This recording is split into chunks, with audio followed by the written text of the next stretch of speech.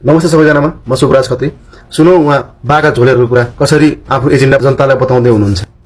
सुकुम्बासी बस्तीमा बालेन आएको लौरी लिएर लहर सुकुम्बासी हटेको छ। तपाईहरुले यहाँ छिन दिने हैन के गर्नुभयो त भन्दा फेरि आए गठन गर्नुभयो। फेरि सरकारले उहाँको ढाल्दै फेरि सुकुम्बासी आए खारेज गर्दै यो गरेको दिन उहाँले गर्न खोज्दा खोज्दै उहाँको विदेशमा त अपराधीहरू छन् नि त।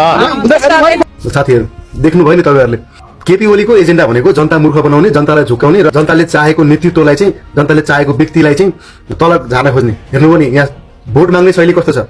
बालिनलाई त यहाँबाट लहरो लिएर लहट्नुहोस् रे, बालिन यहाँ आयो भने त डोजर चलाउँछ रे, यो गर्छ रे, त्यो गर्छ रे, तपाईहरुलाई घर उजाड दिन्छ रे। यो कुन एजेन्डा हो?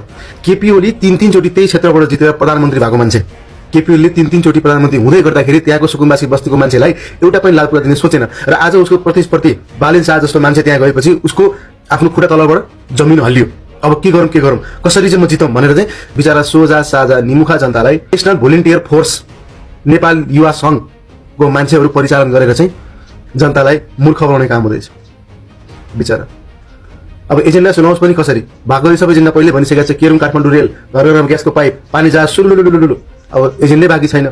अब सुनाउने एजेन्डा के हैन? त्यही भएर जनताले यतिखेर संयम त अपनाएर भोट बिगाड्ने काम नगर्नु होला।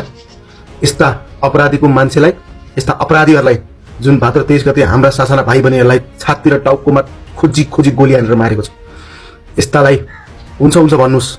तर तपाईको मत, तपाईको अधिकार, यो पावर हामीसँग छ। मत परिवर्तन गर्ने पावर हामीसँग छ।